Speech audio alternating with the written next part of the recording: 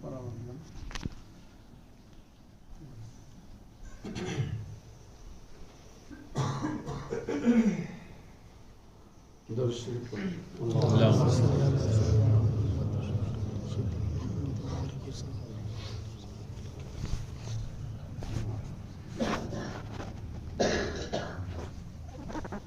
الله الرحمن الرحيم نحمده ونصلي على رسوله الكريم أما بعد فأعوذ بالله من الشيطان الرجيم بسم الله الرحمن الرحيم ومن يعش عن ذكر الرحمن نقيض له شيطانا فهو له قرين وإنهم ليصدونهم عن السبيل ويحسبون أنهم مهتدون صدق الله العظيم اللهم صل على سيدنا مولانا محمد وعلى آل سيدنا مولانا محمد وبارك وسلم اللهم صل على سيدنا مولانا محمد وعلى آل سيدنا مولانا محمد وبارك وسلم اللهم صل على سيدنا مولانا محمد وعلى آل سيدنا مولانا محمد وبارك وسلم اللہ سے دعا ہے کہ مختصر سے وقت میں کچھ ایسا مذاکرہ ہو جو میرے لیے بھی کارآمد سود مند فائدہ مند ہو اور آپ تمام حضرات کے لیے بھی سود مند ہو، بات کے شر سے میری بھی حفاظت ہو اور آپ تمام حضرات کی بھی حفاظت ہو۔ ماشاءاللہ ذکر کی مجلس کے عنوان پر آج کے اس پرفتن زمانے میں جبکہ ہر طرف کفر کے شرک کے گیت گائے جا رہے ہیں، سر چڑھ کر کفر اپنی بول رہا ہے، ایسے زمانے میں میرا اور آپ کا اللہ کو یاد کرنے کے لیے تھوڑی دیر اکٹھا ہونا یہ بہت بڑی دولت ہے۔ اللہ مجھے بھی اور آپ کو بھی سب کو اس کی قدردانی کی توفیق نصیب فرمائے، جس کے نتیجے اور ثمرے دنیا میں بھی ہمیں ملیں گے اور موت کے بعد تو یقینی ہے ہی ہے۔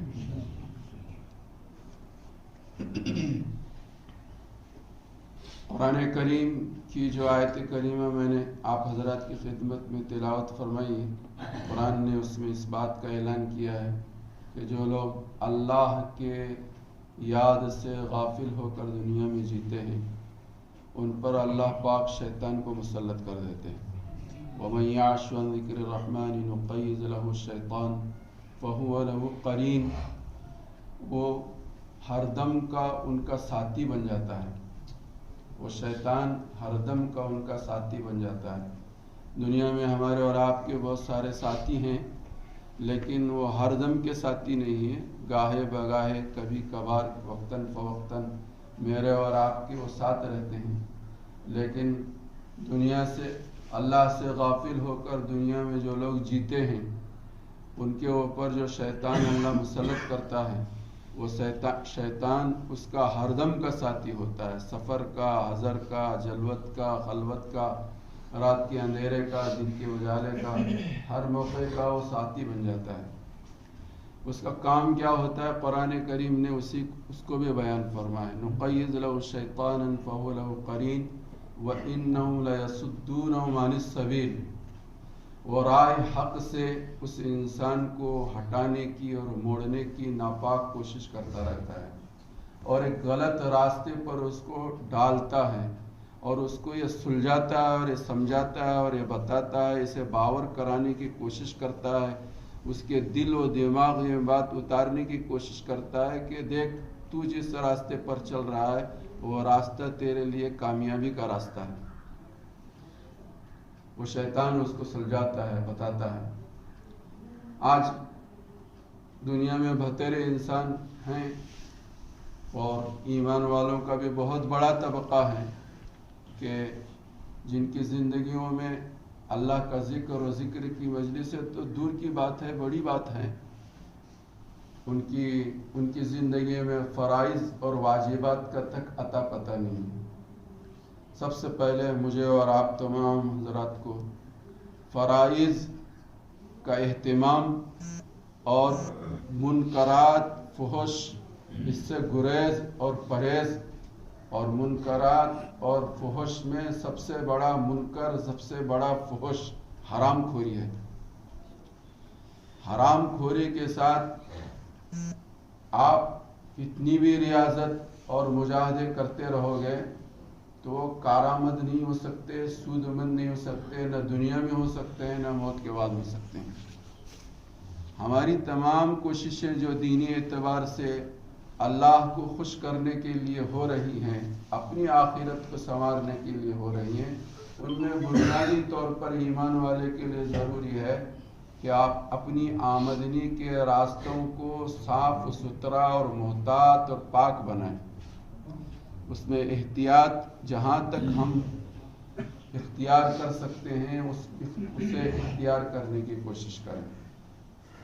تو قرآن کریم کی یہ آیت کریمہ جو میں نے آپ حضرات کی خدمت میں پیش کی ہے، اس کے ضمن میں آپ سے یہ بات کر رہا تھا۔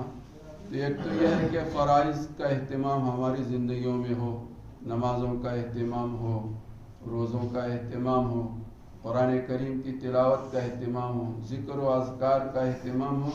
یہ مہینے میں ایک مرتبہ جو مجلس لگتی ہے وہ ہمیں اس سے قریب کرنے کے لیے ہے، ورنہ ہمارے نشست و برخاست ہر دم، ہر آن، ہر گھڑی، ہر لمحہ ہم سب اللہ کو یاد کرنے والے بنے۔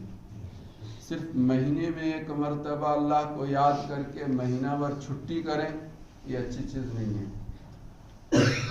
اس لیے آپ تمام بزرگوں سے، چھوٹوں سے، بڑوں سے مؤدبانہ گزارش یہ ہے کہ اللہ کی یاد کو ہم اپنی زندگی کا جزو لا ينفک بنا لیں۔ ہر کام کے شروع میں اللہ کو یاد کرنا، کام کے بیچ میں اللہ کو یاد کرنا، کام کے اختتام پر اللہ کو یاد کرنا، ہر وقت اللہ کو یاد کرنا، یہ میرا اور آپ کا سب کی ذمہ داری ہے۔ اللہ کرے کہ میں بھی اور آپ اس چیز کو کرنے والے ہوں۔ فرائض کے بعد، واجبات اور سنن کے بعد یہ ہے تسبیحوں کا اہتمام۔ صبح و شام کی تسبیح ہو، یا آپ کسی سے منسلک ہیں، شیخ نے جو آپ کو بتایا ہو وہ، یا عموماً جو لوگ کسی سے منسلک نہیں ہیں، ان سب کی ذمہ داری ہے کہ کم از کم صبح 3 تسبیح، شام 3 تسبیح کا اہتمام ضرور کریں، یکسوئی کے ساتھ۔ یکسوئی کا کیا مطلب ہے؟ باوضو ہو کر اپنے تمام تفکرات اور خیالات سے ہٹ کر، کٹ کر، خدا کی طرف تن من دھن سے متوجہ ہو کر اللہ کو یاد کرنا، اس کی ربوبیت، اس کی وحدانیت، اس کی قدرت، اس کی کبریائی، اس کی بڑائی، اس کے استحضار کے ساتھ ہم اللہ کو یاد کریں۔ یہ کچھ وقت تو مخصوص ہونا چاہیے، ایسے ہمیشہ ہر وقت، ہر آن، ہر گھڑی ہمارا تکیہ کلام ہو سبحان اللہ، الحمدللہ، لا الہ الا اللہ، محمد رسول اللہ۔ ہر وقت اس کا ورد ہمارے زبان پر ہونا چاہیے۔ یہ تو چلتے پھرتے کاروبار میں، جہاں بھی ہم رہتے ہیں، خصوصیت کے ساتھ ہماری ماں بہنیں جو ہیں اپنے گھروں میں کام کاج کرتی رہتی ہیں، پکاتی ہیں، صفائی کا کام کرتی ہیں، کپڑے دھونے کا کام کرتی ہیں۔ کیا ہی بگڑ جائے کہ وہ اپنے کام کے ساتھ ساتھ باوضو ہوتے ہوئے سبحان اللہ، الحمدللہ، اللہ اکبر پڑھے۔ کاروبار کرنے والے کاروبار میں رہتے ہوئے لا الہ الا اللہ، محمد رسول اللہ کا ورد کریں، استغفار کا ورد کریں۔ استغفار کے تعلق سے قرآن کریم نے بھی فرمایا وَيُمْدِدْكُمْ بِأَمْوَالٍ وَبَنِينَ وَيَجْعَلْ لَكُمْ جَنَّاتٍ وَيَجْعَلْ لَكُمْ أَنْهَارًا فَقُلْتُ اسْتَغْفِرُوا رَبَّكُمْ إِنَّهُ كَانَ غَفَّارًا يُرْسِلِ السَّمَاءَ عَلَيْكُمْ مِدْرَارًا وَيُمْدِدْكُمْ بِأَمْوَالٍ وَبَنِينَ وَيَجْعَلْ لَكُمْ جَنَّاتٍ وَيَجْعَلْ لَكُمْ أَنْهَارًا۔ کثرت استغفار پر قرآن کریم کے اندر اس بات کی بشارت دی گئی ہے کہ تمہاری دنیا کی ضرورتیں کثرت کے ساتھ، مال کی بڑھوتری، اولاد کی بڑھوتری، دنیا کی ترقی، یہ ساری ترقیاں تمہیں ملیں گی کثرت استغفار پر۔ ہم سب یہ سمجھتے ہیں کہ ایک دکان کے بجائے 2 دکان بنا لیں، ایک گھر کے بجائے 2 گھر بنا لیں، ایک کارخانے کے بجائے 2 کارخانے بنا لیں تو ہماری دنیا کی زندگی خوشحال ہوگی، ہمارے مال میں، ہماری جان میں، ہماری اولاد میں، ہماری رزق میں خیر و برکت ہوگی۔ نہ، بلکہ قرآن کریم کی اس آیت کے ضمن میں یہ بات ملتی ہے کہ استغفار کی کثرت سے دنیا کی خوشحالی ہمیں اور آپ کو ملے گی۔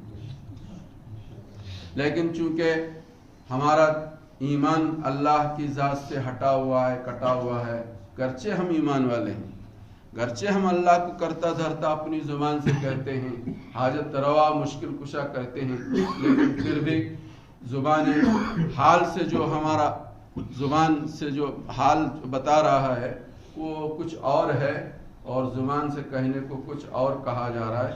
تو میرے بھائیوں، بزرگوں، دوستوں، ضرورت اس بات کی ہے کہ ہم سب جو ہیں اپنا تکیہ کلام بنا لیں، اپنا ہر وقت کا یہ مشغلہ اور اپنا ہر وقت کا یہ ورد بنا لیں کہ فارغ اوقات جو ہیں، فارغ اوقات میں بھی، مشغول اوقات میں بھی، جس وقت ہماری زبان کا کوئی کام نہ ہو تو ہم اپنے ہاتھ سے کام کر رہے ہیں۔ جیسے کہ میں نے کہا کہ ہماری ماں بہنیں پکا رہی ہیں، باوضو بھی ہیں، اور ساتھ ہی ساتھ درود شریف کا ورد بھی ہو رہا ہے، تو اس کھانے میں جو برکتیں ہوں گی، جو رحمتیں ہوں گی، جو نورانیت ہوگی اور کھانے والوں میں وہ منتقل ہوں گی، اس کا اجر و ثواب پکانے والوں کو ملے گا۔ آم کے آم، گٹھلیوں کے دام، اس میں کچھ کرنا نہیں پڑتا، پکانا تو پکاتے ہی ہیں ہماری ماں بہنیں، لیکن ساتھ ہی ساتھ وہ درود شریف پڑھتے ہوئے پکائیں گی، اللہ کی حمد کرتے ہوئے پکائیں گی، اللہ کی تسبیح بیان کرتے ہوئے پکائیں گے، اس کھانے کی نورانیت کچھ اور ہوگی۔ مولانا احمد لاہوری رحمۃ اللہ علیہ بہت بڑے اللہ کے ولی گزرے ہیں، وہ فرمایا کرتے تھے کہ کوئی آدمی میرے پاس آئے اور 40 دن رہے اور 40 دن جو میں کھلاؤں وہ کھائے، اس کے علاوہ کچھ نہ کھائے، جو میں کھلاؤں وہ کھائے، اس کے علاوہ کچھ نہ کھائے، اگر 40 دن کے بعد اس کو ولایت کا نور نہ ملے تو میرا نام بدل دینا، میرا نام بدل دینا۔ میرے بھائیوں، بزرگ، ہمارے بزرگوں میں بہت سارے ایسے اللہ کے ولی گزرے ہیں۔ ایک بزرگ تھے، ایک بزرگ کے بچے تھے، چھوٹے چھوٹے بچے تھے، وہ بچوں کا معمول یہ تھا کہ مسجد میں جب لوگ آتے تھے تو ان کی چپلوں کو الگ الگ کر دیا کرتے تھے، اور یہ جنتیوں کے چپل ہیں یا جہنمیوں کے چپل ہیں، تو جنتیوں کی جو چپل بتا دیا تو وہ تو لوگ خوش ہو گئے، لیکن جن کے متعلق یہ کہہ دیا کہ بچوں نے کہ یہ تو ان لوگوں کے چپل ہیں، تو یہ بڑا مسئلہ کھڑا ہو گیا۔ تو لوگوں نے حضرت کی خدمت میں پہنچ کر یہ بات پہنچائی کہ دیکھو بات یہ ہے کہ آپ کے گھر کے بچے جو ہیں وہ بچوں آنے والے مسجد میں لوگوں کے چپل کو الگ الگ کر دیتے ہیں اور یہ کہتے ہیں یہ ان کے ہیں اور یہ ان کے ہیں، اس کی وجہ سے مسئلہ کھڑا ہو گیا۔ تو واقعی میں بڑا مسئلہ ہے۔ تو حضرت نے ان کو یہ کہا کہ بھائی کچھ مت کرو، جاؤ یہ رقم لے لو اور بازار سے پکوڑے لا کر ان بچوں کو کھلا لو، چرا کے نہیں، حرام مال سے نہیں، جائز مال ہے۔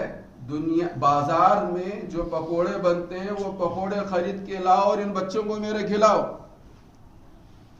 سمجھ میں آ رہی بات؟ چنانچہ بازار سے حضرت کے دی ہوئے پیسوں سے بازار میں جو پکوڑے بازار کے لوگ بنا رہے تھے وہ پکوڑے لائے اور ان بچوں کو کھلا دیا۔ اس کے بعد سے بچوں کا یہ سلسلہ بند ہو گیا۔ نہیں سمجھے آپ؟ وہ کوئی حرام چیز نہیں تھی کھلائی ہوئی، وہ حرام مال سے کھلایا نہیں گیا تھا اور چوری کر کے کھلایا نہیں گیا تھا۔ بازار کی بنی ہوئی چیز جو بازاری لوگ بناتے ہیں وہ کس حالت میں بناتے ہیں اور وہ کون بناتے ہیں وہ ہم سب جانتے ہیں۔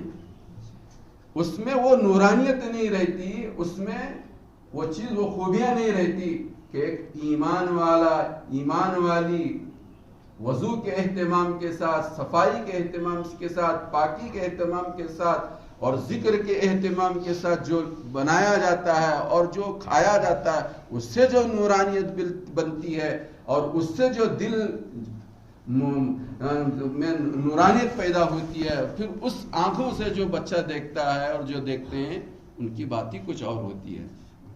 تو میرے بھائیوں، بزرگوں، دوستوں، یہ میں نے آپ حضرات کی خدمت میں ایک بات آپ حضرات کی خدمت میں رکھی۔ تو میں یہ کہہ رہا تھا کہ ہر وقت ہمارا آپ کا یہ معمول ہو کہ اٹھتے بیٹھتے آج کے اس پرفتن زمانے کے اندر تسبیحات کا اہتمام، ان کرنے کے کاموں کے اہتمام کے ساتھ اگر ہم اس چیز کا اہتمام کریں گے تو انشاءاللہ اس کے ثمرات اور نتائج ہمیں دنیا میں بھی ملیں گے اور آخرت میں بھی ملیں گے۔ ایک روایت مجھے آپ حضرات کی ذہن برکت سے یاد آ رہی ہے، حدیث پاک کے اندر آتا ہے یہ پرفتن زمانہ ہے، دجالی زمانہ ہے۔ ہمارے حضرت تو بار بار یہ کہتے ہیں کہ ایک تو ہے دجال اور ایک ہے فتنہ دجال، الگ الگ دو چیزیں ہیں۔ دجال تو ایک شخصیت کا نام ہے، ایک شخصیت کا نام ہے، اور فتنہ دجال اس کے آنے سے پہلے اور اس کے آنے کے بعد جو حالات 19-20 دنیا میں رونما ہوں گے اس کو فتنہ کہتے ہیں، اس کو فتنہ دجال کہتے ہیں۔ فتنہ دجال شروع ہو چکا ہے، دجال کا آنا باقی ہے، لیکن اس کا جو فتنہ ہے دنیا میں رونما ہو چکا ہے، اس کا فتنہ اپنے عروج اور اپنے آخری انتہا کو پہنچنے کو ہے۔ تو یہ وہ زمانہ ہے کہ جس زمانے سے ہم اور آپ گزر رہے ہیں۔ تو حدیث پاک میں یہ سنا رہا تھا آپ حضرات کی خدمت میں، حدیث پاک میں سرکار مدینہ محمد عربی صلی اللہ علیہ وسلم نے فرمایا، تمسک السماء قطرها والارض نباتها۔ دجال کے دنیا میں خروج سے پہلے، اس کی دنیا میں آنے سے پہلے دنیا میں جو حالات رونما ہوں گے، حضرت محمد رسول اللہ صلی اللہ علیہ وسلم نے اس کی نشاندہی فرمائی کہ دنیا میں اس کے آنے سے پہلے یہ حالات رونما ہوں گے۔ ان میں ایک حال یہ بیان فرمایا کہ دیکھو کہ دجال کے آنے سے پہلے آسمان اپنا بارش بند کر دے گا برسنا، زمین اپنا غلہ اگانا بند کر دے گی۔ اور ایک دوسری روایت میں ہے کہ سرکار نے فرمایا کہ 3 سال ایسا ہوگا، پہلے سال 1/3 بارش کم ہوگی اور 1/3 اناج کم ہوگا، دوسرے سال 2/3 بارش کم ہوگی اور اناج 2/3 کم ہوگا، تیسرے سال پورا ہی بارش بند ہو جائے گا اور پورا ہی اناج اگنا بند ہو جائے گا۔ پھر حضور علیہ السلام نے فرمایا حتی لا یبقى ذو خف وحافر، کہ یہاں تک صورتحال ہوگی دنیا کے اندر کہ کوئی اونٹ اور کوئی گدھا روئے زمین پر باقی نہیں رہے گا۔ جب جانور بھوک اور پیاس اور شدت، جب اناج ہی نہیں اگ رہا ہے، ہریالی ہی نہیں ہے، جانور کے لیے کھانے کی کوئی نظام ہی نہیں، نہ جانور کے لیے نہ انسانوں کے لیے ہے، تو جانور سارے دنیا میں ختم ہو جائیں گے اور جو باقی ہوں گے لوگ ان کو کھاتے رہیں گے اور جانور ختم ہو جائیں گے۔ لا یبقى ذو خف ولا حافر، نہ کوئی اونٹ باقی رہے گا نہ کوئی گدھا باقی رہے گا۔ تو صورتحال دنیا میں ایسی آئے گی۔ حضرت محمد رسول اللہ صلی اللہ علیہ وآلہ وسلم نے فرمایا، تو حضور صلی اللہ علیہ وسلم سے صحابہ نے پوچھا، یا رسول اللہ ما یجزی المؤمن، کہ اس زمانے میں ایمان والے کے لیے کیا کون سی چیز کافی ہوگی، کہ ایمان والے کیسے جئیں گے، اس زمانے میں ایمان والے کیسے جئیں گے، ان کی روزی روٹی کا، جب اناج کی پیداواری بند ہو گئی، آسمان سے پانی برسنا بند ہو گیا، تو پانی کا مسئلہ ہے، پھر غذا کا مسئلہ ہے، تو اس زمانے میں ایمان والوں کی جو ان کے جسمانی ضرورتوں کو پورا کرنے کے لیے جو چیز ہونی چاہیے وہ کیسے پوری ہوگی۔ تو سرکار مدینہ محمد عربی صلی اللہ علیہ وسلم نے فرمایا کہ جو چیز فرشتوں کے لیے کافی ہوتی ہے وہی چیز ایمان والوں کے لیے کافی ہوگی۔ سرکار نے فرمایا التسبیح والتحلیل والتکبیر، کہ سبحان اللہ کا پڑھنا اور الحمدللہ کا پڑھنا اور لا الہ الا اللہ محمد رسول اللہ کا پڑھنا ان کے لیے بھوک کے موقع پر بھوک کو مٹانے کا کام دے گا، اور پیاس کے موقع پر پیاس کے مٹانے کا کام دے گا، اور بیمار ہیں تو بیماری کے علاج کا کام بنے گا۔ میرے بھائیوں، بزرگوں، دوستوں، یہ ہمارے بچوں کے سامنے اس کے مذاکرے ہونے چاہیے، اور بچوں کو ابھی سے ذکر و اذکار کی وہ لوگ جن کو سبحان اللہ معلوم ہی نہیں، اپنی زندگی عیش و آرام کے زمانے میں جنہوں نے کبھی سبحان اللہ کہا ہی نہیں، کبھی انہوں نے الحمدللہ کہا ہی نہیں، یا دافی البلیات کہا ہی نہیں، یا قاضی الحاجات کہا ہی نہیں ہے، وہ لوگ ایسے موقع پر وہ تو مادی چیزوں کے طرف رخ کریں گے کہ کہاں ہمیں کھانا ملے گا، کہاں ہمیں پینا ملے گا، کہاں ہمیں دوا ملے گی، کہاں ہمیں لیے کپڑا ملے گا، کہاں ہمارے لیے عیش و آرام کا سامان ملے گا کہاں؟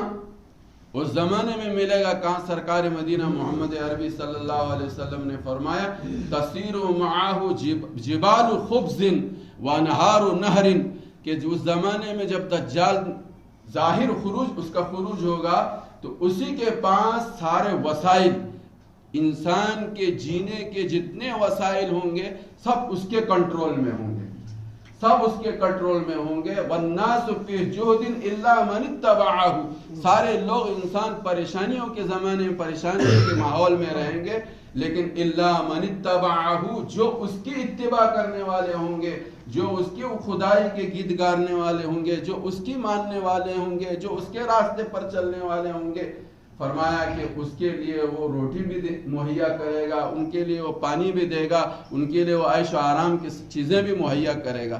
تو ظاہر سی بات ہے کہ جب یہ صورتحال دنیا کے اندر رونما ہوگی تو ہمارے جیسے پھسپھسے ایمان والے، کمزور ایمان والے، اور جو ایسی مجلسوں میں بار بار بیٹھ کر اپنے ایمان کو اور اپنے آنے والے حالات کو انہوں نے سنا اور سنایا نہیں ہوگا، ان حالات میں کیا کرنا نہیں کرنا انہوں نے سمجھا نہیں ہوگا، تو ایسے موقعوں پر ہمارے قدم پھسل جائیں گے۔ اسی کو حضور علیہ السلام نے فرمایا یصبح مؤمنا ویمسی کافرا ویمسی مؤمنا ویصبح کافرا، صبح کا مسلمان شام ہوتے ہوتے بے ایمان ہو جائے گا اور شام کا مسلمان صبح ہوتے ہوتے بے ایمان ہو جائے گا، اس لیے کہ حالات اور ماحول اس کو اس طرح سے جکڑ لیں گے، اور حالات اور پریشانیاں اس کے ہموم اور غموں ایسے اسے جکڑ لیں گے، اس کے لیے سامنے کوئی دوسرا راستہ نہیں ہوگا۔ جینا ہے تو ایمان کا سودا کرنا پڑے گا، کھانا لینا ہے تو ایمان کا سودا کرنا پڑے گا۔ آج وہ صورتحال قریب دنیا میں سب جگہ ہے، لوگ دینے والے دینے کے لیے تیار ہیں، لیکن لاکھوں کی لاریاں کھڑی ہوئی ہیں، ہزاروں کی تعداد میں لاریاں کھڑی ہیں، لیکن یہودیت اپنا روڑا کیا کہتے ہیں آپ، وہ چاہتی ہے کہ یہ سامان، یہ چیزیں ان لوگوں تک نہ پہنچے۔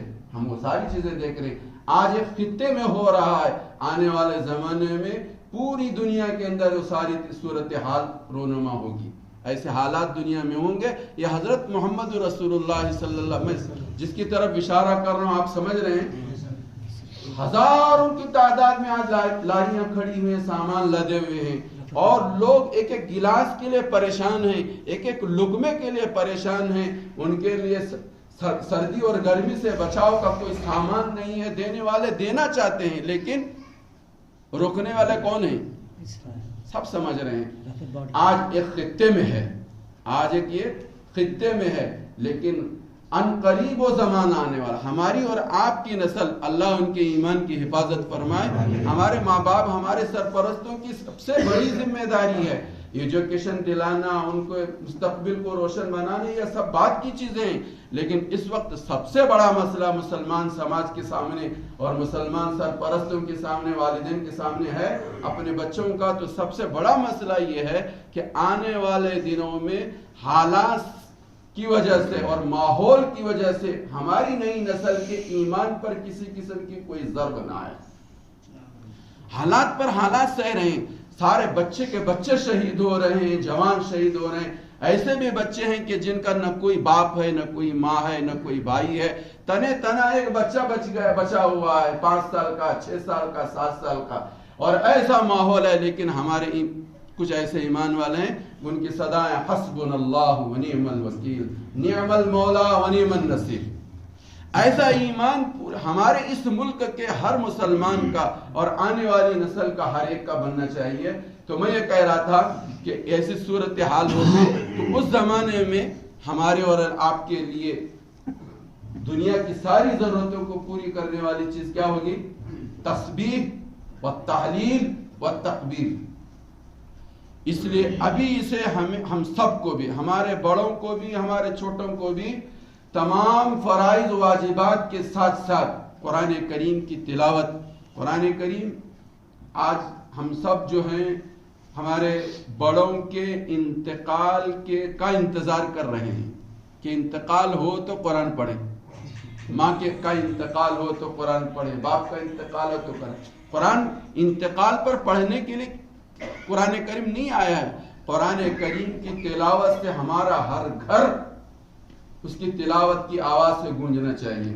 حدیث پاک کے اندر اور قرآن کریم کے اندر آتا ہے اِنَّا نَحْنُ نَزَّلْنَا الذِّكْرَ وَإِنَّا لَهُ لَحَافِظُونَ. قرآن کریم کو ہم نے نازل کیا اور اس کی حفاظت ہم کریں گے. جن گھروں کے اندر قرآن کریم ہے ان گھروں کے اندر قرآن کریم کی تلاوت ہوتی ہے. ان گھر کے جو افراد قرآن کریم کی تلاوت کرتے ہیں, ہمارا یقین ہے کہ جس طرح اللہ نے قرآن کریم کی حفاظت اپنے ذمے لی ہے, قرآن کو اپنے سینے سے لگانے والے, قرآن کی تلاوت کو روزانہ اہتمام سے کرنے والے وہ گھر اور وہ گھر کے وہ افراد بھی آنے والے تمام عرشی اور فرشی بلاؤں سے اور فتنہ دجال سے وہ سارے کے سارے محفوظ رہیں گے. اور جن گھروں میں قرآن کریم کی تلاوت نہیں ہوتی, گھر کے وہ افراد جو قرآن کریم سے کی تلاوت کا اہتمام نہیں کرتے, وہ ان کا تو خدا ہی ہے محافظ ہے. انہیں دنیا کی کوئی طاقت نہیں بچا سکتی, تو دنیا کی کوئی طاقت بچا نہیں سکتی. تو ایک تو راستہ یہ ہے کہ ہم اپنی روحانیت کو مضبوط کریں, اعمال خیر کی طرف اپنے آپ کو بھی متوجہ کریں اور اپنے بچوں کو بھی اعمال خیر کی طرف متوجہ کریں. اور اس کے ساتھ ساتھ ہمارا ورد زبان لا الہ الا اللہ, اس لیے کہ حدیث پاک کے اندر آتا ہے اپنے ایمان کی تجدید کرتے رہا کرو. اس لیے کہ بسا اوقات ہماری زبان سے ایسے کلمات نکل جاتے ہیں, ہمارے اعضاء و جوارح سے ایسے اعمال نکل جاتے ہیں, ایسے صادر ہوتے ہیں جو انسان کو بے شعوری کی حالت میں ایمان سے نکال کر کفر میں پہنچا دیتے ہیں. مثال کے طور پر مثال میں بار بار دیا کرتا ہوں, آج کا زمانہ ایسا ہے کہ ایمانداری کے ساتھ کوئی کاروبار نہیں کر سکتا. کیا یہ بول ایمانی بول رہے ہیں؟ اس کی وجہ سے کیا اس کا ایمان محفوظ ہے؟ اللہ نے یہ حکم دیا ہے کہ ایمانداری کے ساتھ کاروبار کرو, اور آپ یہ کہہ رہے ہیں کہ ایمانداری کے ساتھ آج کے زمانے میں کاروبار نہیں چلایا جا سکتا. تو اللہ کی بات سچی ہے, میری بات سچی؟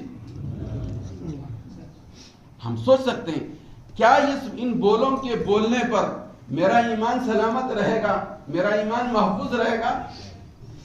اللہ ایک کہہ رہے ہیں, ہم کچھ کہہ رہے ہیں. سچائی کے ساتھ کاروبار نہیں ہو سکتا.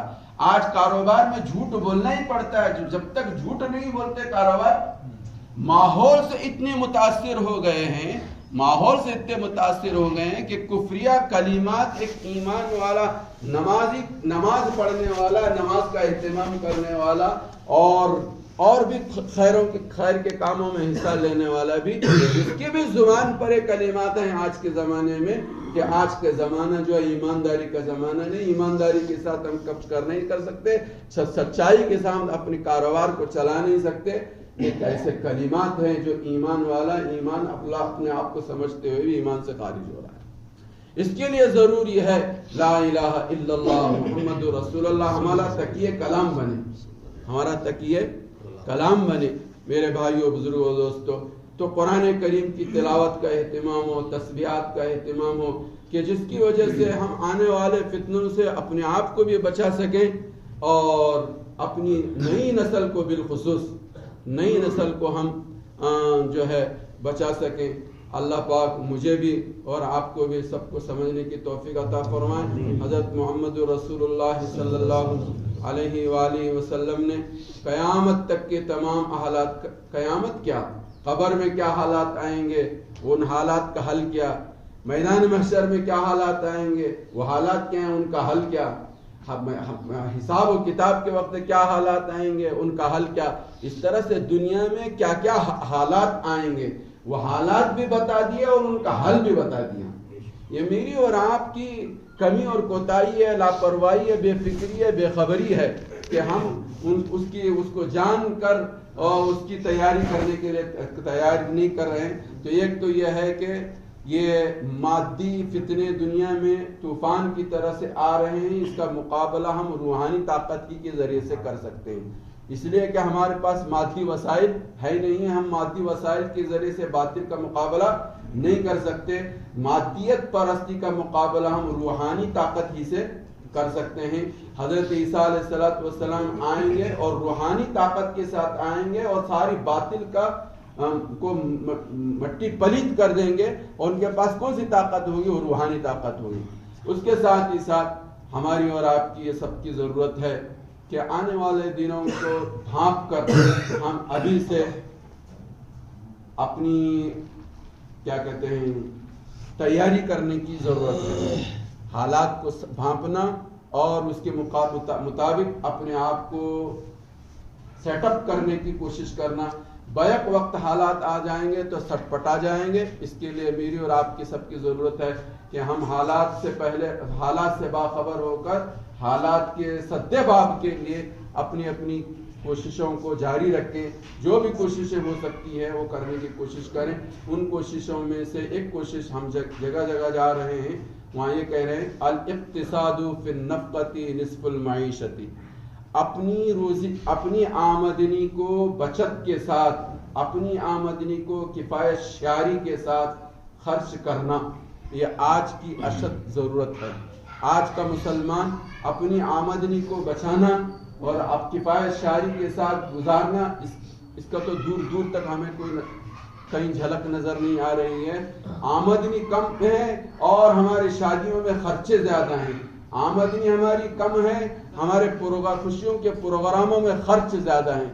میرے بھائیوں، بزرگوں، دوستو، یہ زمانہ ایسا زمانہ نہیں ہے جبکہ ایک طرف صورتحال یہ ہے ظلم و ستم کے پہاڑ توڑے جا رہے ہیں. حضرت محمد رسول 10 بجے مجلس ختم ہوتی نہیں.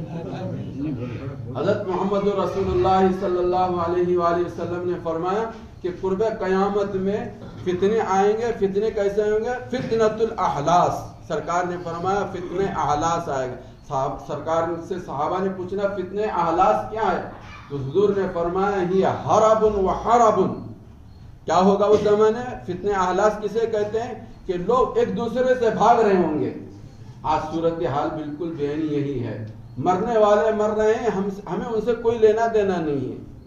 صورتحال چاہے وہ اسلامی ممالک کی ہو، چاہے ہمارے ملک کی ہو، چاہے ہمارے محلوں کی ہو، چاہے ہمارے بستیوں کی ہو، وہ مر رہے ہیں وہ جانے.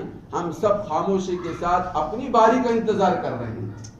ہم سب خاموشی کے ساتھ کیا کر رہے ہیں؟ اپنی باری کا انتظار کر رہے ہیں. آج وہاں ہو رہا ہے، آج وہاں ہو رہا ہے. یہ بھی ایک بھاگنا ہے، یہ بھی ایک بھاگنا ہے. حدیث پاک کے اندر یہ بات کہی کہ سارے مسلمان ایک جسم کی طرح سے ہیں، ایک جان اور ایک جسم کی طرح سے ہیں کہ ہاتھ میں تکلیف ہوتی ہے تو آپ کو تکلیف ہوتی ہے، سر میں تکلیف ہوتی ہے، کان میں تکلیف ہوتی ہے. آج وہ چیز نہیں ہے. ہاتھ کہہ رہا ہے تو جانے، تیرا کام جانے. مجھے آنکھ کو کہہ رہی ہے کہ تیرے سے میرا کوئی لینا دینا نہیں. بالکل یہ حضور نے جو بات کہی ہے وہ بالکل 100% آج دیکھ رہی ہے. تو حضور نے فرمایا کہ قرب قیامت میں ایسا ہوگا فتنے احلاس رونما، اور فتنے احلاس کی تشریح حضور نے فرمائی حربن، ہر ایک دوسرے سے بھاگ رہا ہوگا. میں تمہارا نہیں، تم ہمارے نہیں، ہم تمہارے کام نہیں آئیں گے. تو جیسے ہم تمہارے کام نہیں آئیں گے تو ہمارے کام کے وقت تم بھی کام نہیں آئیں گے. یہ صورتحال ہوگی. یہ حربن. اور حربن سرکار نے فرمایا، حربن کا کیا مطلب ہے؟ قتل و غارت گیری کا بازار ساری دنیا میں عام ہوگا. تو ہو رہا ہے آج وہ شکل صورت ہو رہی ہے. اور بالخصوص اس ملک کے اندر اللہ کرے کہ آپ تمام حضرات اس کو سمجھیں. آنے والے دن اچھے نہیں. حضور نے فرمایا، حدیث بخاری شریف کے اندر فرمایا، حضور نے ارشاد منقول ہے کہ ہر آنے والا زمانہ پہلے زمانے سے برا ہوگا. ہر آنے والا بات کا زمانہ پہلے زمانے سے برا ہوگا. جتنا امن، جتنا سکون، جتنا چین، جتنا خوشحالی اس وقت ہے، آنے والے زمانے میں وہ امن نہیں ہوگا، وہ سکون نہیں ہوگا، وہ جانوں کی حفاظت نہیں ہوگی، مالوں کی حفاظت نہیں. ہر آنے والا زمانہ ایسا کب تک ہوگا ہے؟ وہ دجال کے خاتمے تک یہی صورتحال زمان دنیا کے اندر ہوتی رہے گی. تو حضور علیہ السلام نے فرمایا فتنے احلاس ہوگا. اور فتنے احلاس کیا ہے؟ ہر ایک دوسرے سے بھاگ رہا ہے، تمہارے اوپر حالات ہے، تم جانو، ہم اس میں کوئی انوالومنٹ ہمارا کوئی نہیں ہے. تو یہ صورتحال، آج صورتحال پوری دنیا کے اندر ہے. پھر اس کے بعد سرکار مدینہ محمد عربی صلی اللہ علیہ وسلم نے فرمایا کہ فتنۃ السرا ہوگا. فتنہ سرا کا کیا مطلب؟ حضور نے فرمایا کہ لوگ اپنے اپنے عیش میں مست ہوں گے. آج صورتحال یہ، مرنے والے مر رہے ہیں، ہماری شادیوں میں کوئی فرق نہیں آیا، ہماری خوشیوں کے پروگراموں میں کوئی فرق نہیں آیا. آج دیکھ رہے ہیں یہ سوشل میڈیا کے ذریعے سے ساری دنیا چھوٹی ہو گئی ہے.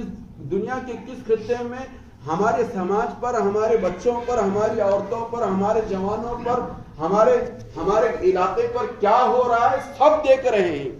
لیکن پھر بھی ہمارے پروگرام الحمدللہ جیسے پہلے ہوتے اس سے زیادہ اور خوشیوں کا منظر اور وہاں اور زیادہ خوشیوں کے مناظر دیکھنے میں مل رہے ہیں. تو سرکار نے فرمایا کہ ایک طرف تو حربن و حربن ہوگا اور دوسری طرف کیا ہوگا؟ دوسری طرف یہ ہے کہ کھانے والے کھا رہے ہوں گے، پکانے والے پکا رہے ہوں گے، ناچنے والے ناچ رہے ہوں گے، خوشیاں منانے والے خوشیاں منا رہیں گے، اور پیسہ اڑانے والے پیسہ اڑائیں گے. جبکہ اس وقت صورتحال یہ ہے کہ ہم اپنی زندگی کے اندر کفایت شعری کے ساتھ اپنی ضرورتوں کو پورا کر کے دین کے خاطر، ضرورت مندوں کے خاطر، یا دین پر نہیں کرتے، ضرورت مندوں پر نہیں کرتے، تو کم از کم اپنی آنے والی مستقبل کے لیے اپنی اس سرمایہ کو، پونجی کو محفوظ کر کے رکھیں. اس لیے کہ آنے والے دن اس کے متعلق حضرت محمد رسول اللہ صلی اللہ علیہ وسلم نے نشاندہی فرمائی.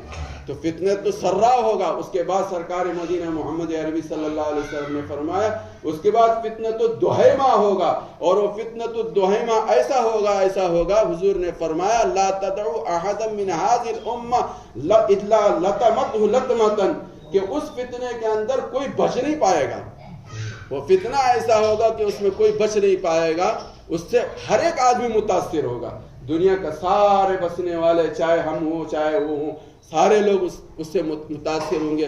اس زمانے میں یصبح مؤمنا ویمسی کافرا ویمسی مؤمنا ویصبح کافرا، حضور علیہ الصلوۃ والسلام نے فرمایا. تو آج صورتحال بالکل حضور نے جو باتیں بتائی تھی وہ بالکل یہ ساری چیزیں ہو رہی ہیں. پھر اسی وقت اسی حدیث کے اندر سرکار مدینہ محمد عربی صلی اللہ علیہ وسلم نے فرمایا کہ سارے ایمان والے دو حصوں میں منقسم ہوں گے، ایک ایمان والوں کا اور ایک منافقوں کا. کہ ایمان والے وہ ہوں گے کہ جن میں نفاق نہیں ہوگا، اور نفاق والے ہوں گے کہ جن میں ایمان نہیں ہوگا. گرچہ میں آپ کو عبد الرحمن کہہ رہا ہوں، آپ مجھے عبداللہ کہہ رہے ہیں، عبد الستار کہہ رہے ہیں، لیکن حضور نے فرمایا وہ یہ زمانہ ہوگا کہ جس زمانے کے اندر جب یہ سب سارے حالات ہوں گے تو دو حصوں میں منقسم ہوں گی، دو جماعتوں میں منقسم ہوں گے. ایک ایمان والے ہوں گے کہ جن کے اندر نفاق نہیں ہوگا، اور ایک منافقوں کی جماعت ہوگی کہ جن کے اندر ایمان نہیں ہوگا. لیکن یہ بات پتہ چلے گی کب؟ جب ہم مر کے قبر میں چلے جائیں گے. تو اس لیے میرے بھائیو، بزرگوں، دوستو، ضرورت اس بات کی ہے کہ خوب ایمان. میں یہ بات دوسری جگہ پہنچ گیا. میں یہ کہہ رہا تھا الاقتصاد فی النفقۃ نصف المعیشۃ، کہ اپنی جتنی چادر ہے اس کے اندر اپنے کاموں کو سمیٹنا، اور کچھ نہ کچھ پونجی، کچھ نہ کچھ سرمایہ اپنے پاس محفوظ رکھنا. اور یہاں تک ہمارے بزرگوں اور ہمارے اسلاف کی طرف سے نشاندہی کی جا رہی ہے کہ ہماری وہ پونجی اور ہمارا وہ سرمایہ بینکوں میں نہیں، اپنے اپنے گھروں میں ہونا چاہیے. اپنے اپنے گھروں میں ہونا چاہیے. کب ان کا کیا کہتے ہیں، یہ کیا کہتے ہیں، کمپیوٹر کا جو کیا بولتے ہیں، ہاں جی، ہاں، یہ کب ڈاؤن ہو جائے اور کب ہو جائے تمہارا سب کا نظام درم ہو جائے. یہ ان کی چال ہے، ان کی یہ سب سازش ہے، یہ ہونے والا ہے. اس لیے ہم بار بار بزرگوں سے کہہ رہے ہیں کہ ہمارا ہاتھ ہمیشہ اوپر والا رہے، ہمارا ہاتھ کبھی نیچا نہ رہے. لاک ڈاؤن کے زمانے میں ہم نے ان لوگوں کو بھی دیکھا جو کروڑ پتی ہے، اربوں خربوں پتی ہے، ان پر زکوٰۃ فرض ہے، لیکن زکوٰۃ دینے کے لیے ان کے پاس پیسہ نہیں تھا. دکان میں ان کے کروڑوں روپے کا سونا تھا، لیکن زکوٰۃ واجب ہے، زکوٰۃ دینے کے لیے پیسہ نہیں ہے. زکوٰۃ دینے کے لیے پیسہ نہیں. ہم لوگ جاتے ہیں، لوگوں سے ملتے ہیں تو یہ صورتحال ایک جھلک تھی، لاک ڈاؤن جو ایک جھلک تھی، ایسی جھلکیں بڑی بڑی پہاڑوں کی طرح سے، طوفانوں کی طرح سے دنیا کے اندر اس وقت رونما ہونے والی ہے۔ اس وقت سب سے بڑی ضرورت یہ ہے کہ ہم ایمان کو بچائیں، اور ایمان کب بچے گا؟ جب ہم حالات سے متاثر نہ ہو، اور حالات سے کم متاثر نہیں ہوں گے ابھی سے ہم اپنی گاڑی کو اعتدال کے ساتھ محتاط انداز میں دنیاوی اعتبار سے بھی دین اعتبار سے جب تک ہم اپنی گاڑی کو آگے لے کر نہیں بڑھیں گے، اور تو اس وقت ہم نہ، اسی لیے حدیث پاک کے اندر فرمایا قادل فقر ان یکون کفرا، قادل فقر ان یکون کفرا، انسان کو ایک حالوں میں سے ایک حال آتا ہے فقر کا۔ آدمی جب ضرورت مند ہوتا ہے، پریشان ہوتا ہے، مقروض ہوتا ہے، تو پھر وہ ایمان سے ہاتھ دھو بیٹھتا ہے اور اپنی ضرورتوں کو اس پریشانی کو دور کرنے کے لیے ایمان کا سودا کرتا ہے۔ حضور نے فرمایا قاد الفقر ان یکون کفرا، اس کا فقر اسے کفر تک پہنچا دیتا ہے۔ تو یہ صورتحال نہ ہو، مجھ پر نہ ہو، میرے بچوں پر نہ ہو، اس کے لیے کیا کرنا چاہیے کہ ہماری کمائی تھی ₹1,00,000 اور ہم شادی میں خرچ کر رہے ہیں ₹2,00,000، یہ راستہ ہے؟ اس ذریعے سے ہم اپنے آپ کو آنے والے دنوں میں اپنے اور اولاد کو بچا سکیں گے؟ نہیں بچا سکتے۔ بلکہ میرے بھائیوں، بزرگوں، دوستو، ہماری شان و شوکت یہ ہونی چاہیے، ہمارا معیار زندگی کی شان کا یہ ہونا چاہیے کہ پوری زندگی میری 60 سال کی گزرے، 70 سال کی گزرے، لیکن ایک پائی کبھی مجھے ایک پائی قرض لینے کی نوبت نہ آئی ہو۔ حضرت محمد رسول اللہ صلی اللہ علیہ وسلم کی خدمت میں جب کبھی بھی کوئی کسی کا جنازہ آتا تو حضور معلوم کرتے کہ اس کے اوپر کوئی قرض ہے۔ اب معلوم ہوتا کہ قرض ہے تو حضور جنازے کی نماز نہیں پڑھاتے۔ آج ہم اتنا قرض لے رہے ہیں، اتنا قرض لے رہے ہیں، اور اسی کے ساتھ دنیا سے رخصت ہوں گے تو ہمارا اور آپ کا کیا حال ہوگا؟ اگر ان حالات کے اندر یہ حالات آ گئے، قرض کی حالت میں، یہ دنیا میں جو رونما ہونے والے حالات، اس کا میں نے جس کا تذکرہ کیا، تو پھر اس وقت ہماری صورتحال کیا ہوگی؟ اس لیے ہمارے اور آپ کے لیے ضروری ہے کہ کفایت شعری کے ساتھ اور بچت کے ساتھ اپنی زندگی کی گاڑی کو آگے بڑھانا، اور اپنی جان و مال کو بھی محفوظ رکھنا، اور جان و مال کو فراوانی کے ساتھ، سخاوت کے ساتھ دین پر خرچ کرنا۔ اس کا بدل تمہیں اللہ پاک دنیا میں بھی دیں گے اور آخرت میں بھی دیں گے۔ لیکن اپنی غیر ضروری چیزوں پر اور یا غیر شرعی جگہوں پر اپنی جان کو لگاؤ گے، مال کو لگاؤ گے، تو کل، آج نہیں تو کل، ان حالات سے ہم سب کو دوچار ہونا پڑے گا، جس کی طرف میں ان کی نشاندہی کر رہا ہوں۔ اللہ پاک مجھے بھی اور آپ کو بھی سب کو سمجھنے کی توفیق عطا فرمائے۔ ایمان کی میری اور آپ کی سب کی حفاظت ہو۔ اس کے لیے ہم اپنے بچوں کی تربیت ابھی سے ذہن سازی کرنا کہ آنے والے دنوں میں حالات، آپ کن حالات کا آپ کو سامنا کرنا پڑے گا، ان حالات میں تمہاری ذمہ داری کیا ہے، تمہارا ایمان کیسا مضبوط ہونا چاہیے۔ رضا بالقضاء کا مسئلہ ایمان کے شعبوں میں سے سب سے اہم شعبہ جو رضا بالقضاء ہے، کہ جس پر جو بھی اللہ کی طرف سے حال آتا ہے وہ حال اللہ کی طرف سے آیا ہے، اللہ اس میں خوش ہے، ہم بھی اس میں خوش۔ یہ رضا بالقضاء بہت بڑی دولت ہے۔ حدیث پاک کے اندر علماء نے یہ بات لکھی ہے کہ رضا بالقضاء پر 5 انعامات ملتے ہیں۔ ان انعامات میں پہلا انعام یہ ملتا ہے کہ اسے ایمان کا ذائقہ ملتا ہے۔ ایمان کا ذائقہ جسے ملتا ہے وہ کبھی اس کا ایمان سلب نہیں ہوگا۔ جس کو ایک مرتبہ ایمان کی چاشنی مل گئی، ایمان کی لذت مل گئی، دنیا کی بڑی سے بڑی طاقت اسے ایمان سے ہلا نہیں سکتی، ایمان کو اس سے ہلا نہیں سکتی، اس لیے کہ اس ایمان کا ذائقہ اسے مل گیا۔ تو میرے بھائیوں، بزرگوں، دوستو، رضا بالقضاء کو ہمارے بچوں کے دل کی رگ رگ میں رچانے اور بسانے کی ضرورت ہے کہ جو کچھ حالات آتے ہیں خدا کی طرف سے آتے ہیں اور دنیا میں آتے ہیں، سب کو ایک ہی کام کرنا ہے، یعنی جینا اور مرنا ہے۔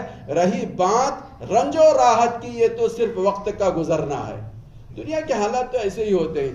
تو میرے بھائیو، بزرگوں، دوستو، ہم اپنے بچوں کو گھروں میں لے کر بیٹھے ہیں، قرآن کریم کی تلاوت کا اہتمام کریں، قرآن کریم کی تلاوت کا پابند اپنے بچوں کو بھی بنائیں، اور آنے والے حالات سے ان کو آگاہ کریں، جسمانی اعتبار سے، ایمانی اعتبار سے، روحانی اعتبار سے، مادی اعتبار سے، جس اعتبار سے بھی ہم اپنے آپ کو اور اپنے آنے والی نسل کو تیار کر سکتے ہیں، وہ تیار کرنے کی کوشش کرنا، یہ آپ میں سے ہر ایک کی ذمہ داری ہے، ورنہ دنیا تو گزر جائے گی جیسے بھی گزرے گی، لیکن بہت بڑا پچھتاوا ہوگا اگر خدا نہ کرے کہ ان آنے والے حالات کی وجہ سے 19-20 ہو جائے ہمارے اور آپ کے ایمان کے اندر۔ اللہ میری تمہاری سب کی حفاظت فرمائے۔ اس کے لیے پھر ایک مرتبہ آخر میں یہ ہے کہ تسبیح، تلاوت، تکبیر، تحلیل یہ روحانیت ہے، روحانیت اس سے مضبوط ہوگی۔ آنے والے دنوں میں یہی ہمارے کام آنے والی چیز ہے۔ اللہ مجھے بھی اور آپ کو بھی سب کو عمل کی توفیق عطا فرمائے۔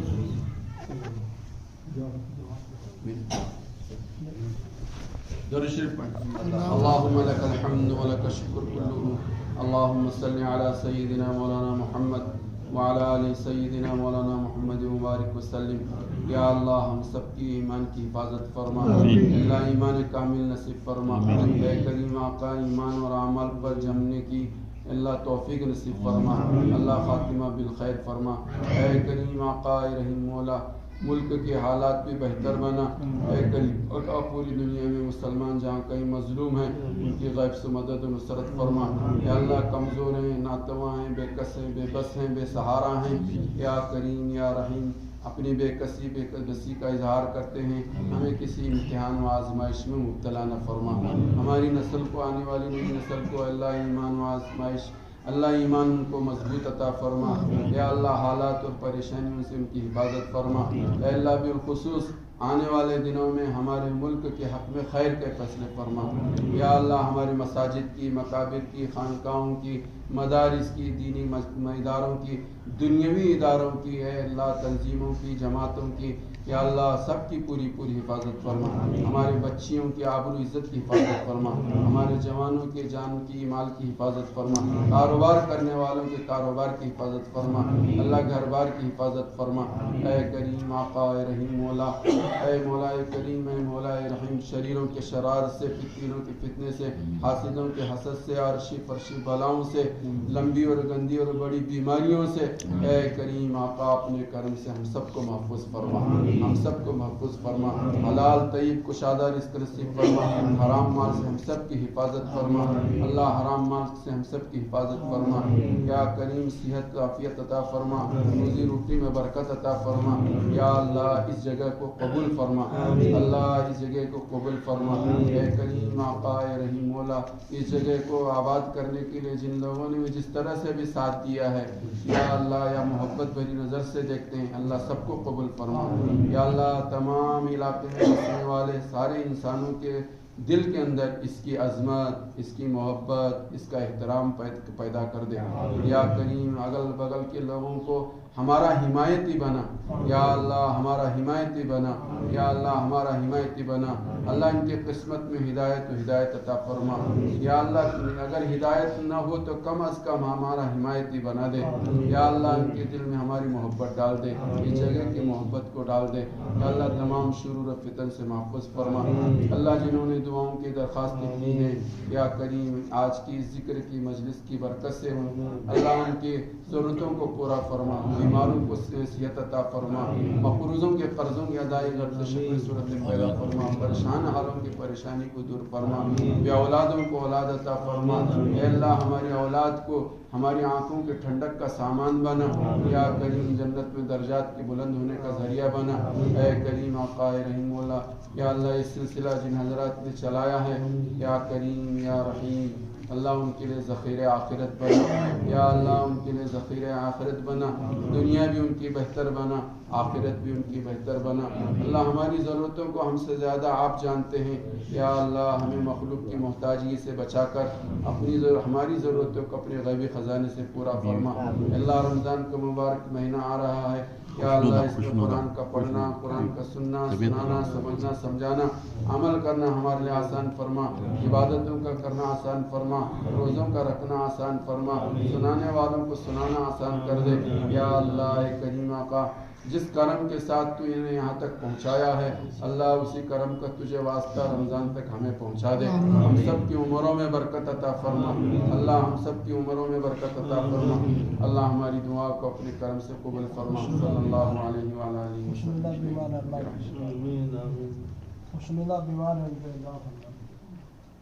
درود شریف پڑھیں. خوشنودہ محترمہ ہیں، ان کی طبیعت خراب ہے، آپ دعا فرمائیں اللہ صحت کاملہ عاجلہ دائمہ مستقرہ مستمرہ عطا فرما. اے کریم آقا، اے رحیم مولا، جہاں بھی جو بھی مسلمان بیمار ہیں یا اللہ سب کو صحت کاملہ عاجلہ عطا فرما. یا اللہ سب کو صحت کاملہ عاجلہ عطا فرما. یا اللہ ہمارے ملنے جلنے والے بھی بہت سارے بیمار ہیں، ہمارے خیر خواہ بہت سارے بیمار ہیں، یا اللہ انہیں سب کو صحت عطا فرما. اے کریم آقا، اے رحیم اللہ، ہماری دعاؤں کو قبول فرما. صلی اللہ علیہ وعلی آلہ وصحبہ اجمعین برحمتک یا ارحم.